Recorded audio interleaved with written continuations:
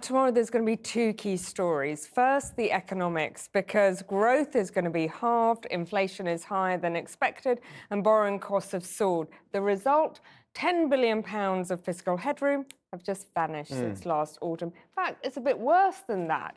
And all because an economy that was supposed to grow hasn't, and a controversial autumn budget that was supposed to fix these problems so far hasn't delivered. Now, the Chancellor would tell you, Matt, that the world has changed, and of course she's right. For example, next Wednesday, President Trump is unveiling Tariff Day. Now, that could totally upend the global economy and whatever the OBR says tomorrow. But it's the political ramifications and fallout of digging herself out of this fiscal hole that will also be key, because £5 billion is going to come off welfare and a whole host of other departments. So the government hates the A word, but does this not amount to austerity?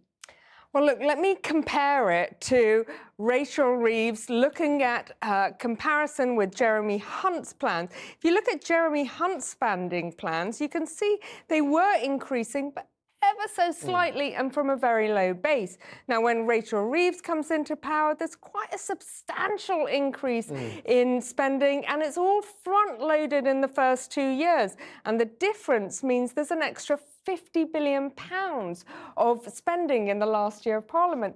Now, Matt, it's worth noting that the IFS says that even with that £50 billion spending bonanza, because defence and NHS gets the lion's share, unprotected departments are still facing real terms cuts. And tomorrow, that will only get worse. So yes, to give her credit, Rachel Reeves might be spending much more generously than the previous government.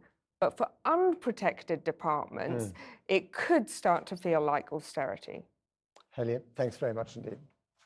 Well, amid all the concerns about possible spending cuts, today's investment announcement by the Chancellor of £2 billion for affordable housing came as a timely surprise. Earlier, I sat down with the Deputy Prime Minister, Angela Rayner, and began by asking her about this new funding. The announcement today, £2 billion brought forward alongside the £800 million we'd already invested in the Affordable Homes Programme, is responding to the market that's saying, Ange, we want to build the 1.5 million homes. We've had a challenge on affordable and social housing. We want that cash injection so that we can build out quickly, because it takes time to build those homes, and that's why the Chancellor brought forward that investment. But it is the only positive fig leaf in what is otherwise a pretty miserable spring statement, well, isn't it? Cuts, cuts, cuts. You're going to have to see tomorrow, but it has been a challenge. But it's not cuts. This is not austerity. We're doing lots of reform across the public sector so that we can get our house in order, deliver better services, but also that we can build that growth agenda that we desperately need. You know about disabilities because you've got a son who's got disabilities. I think your mother had mental illness. Do you have any sympathy for those tens of thousands of people who are terrified of what's going to happen, later this week in terms of their cuts? So let me try and give some reassurance, because as you say, quite rightly so, this is personal to me. And just to very quickly outline, my mum was written off from a very young age. And maybe when she was younger, she could have worked if that investment went into her. She had a lifetime of problems because she wasn't given those opportunities. My son is late teen years now. He wants opportunities. Yes, he's got some significant disabilities, but he's also achieved so much in his life. We want to make sure that people like my son can get into work, but that people who can't work because of their disability are protected. And that's what the reforms are about, £1 billion into helping people so we don't write them off from an early age. If you cannot work, if you are got severe disabilities that are impacting on you, you will be protected as part of these changes. But if you want to work, we will help you. But while that process of making work pay, of getting people into jobs that has not been possible so far, they're going to see their money cut, in some cases by as much as £10,000 a year. To many people in this country, that will not just feel like austerity, it'll feel like destitution. Well, no, there is a programme and it has to go alongside that. That's why Liz Kendall announced the £1 billion in helping, supporting people with a personal package of going into work. We're very clear that people who need support, that safety net. We created the welfare state. We're the party that believes But you in might work. be known as the party of austerity by the end of this week.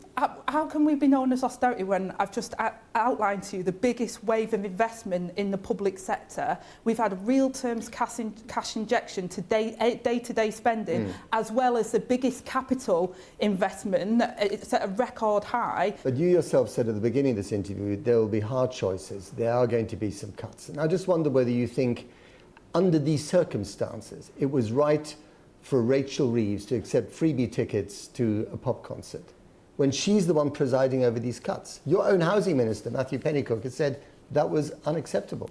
Well, inappropriate, I think, is the word. Yeah, let me be clear. What Matt said is the O2 Arena is in Matt's constituency, so he chooses not to go to free concerts at the O2 Arena because it's in his constituency. What he did But say... the optics of it are terrible, aren't they? Let me explain. What he did say, it's up to individual MPs. Now, MPs... for years and years, have accepted different levels of hospitality. The Chancellor said that she went there in that box for security reasons. I completely... Would you have done the same thing? I completely understand why But would the you have done Chancellor the same did that. thing? If it was for security reasons, yes, I would.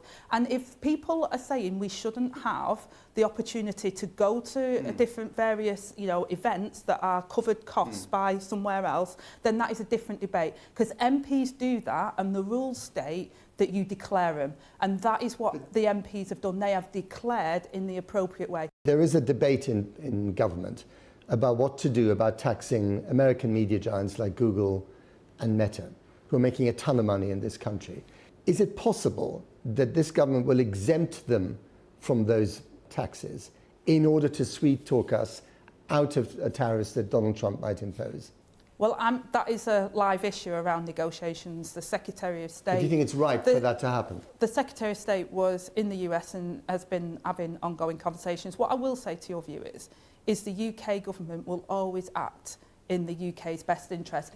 Our people and the American people have very strong ties, as does our intelligence and defence system. And when Donald Trump imposes tariffs on British steel or other products and services coming out of this country on what he calls Liberation Day, the 2nd of April, which will hurt the government's growth plan, which will hurt our economy, which will cost taxpayers thousands of pounds, what will you say then? Well, again, I say that we're in continual conversation. You'll know that these are live conversations with the US and the UK, and our ministers will always put our interests first, and we continue to do that. So you'll have to see how that develops. Angela Rayner, thank you very much indeed. Thank you.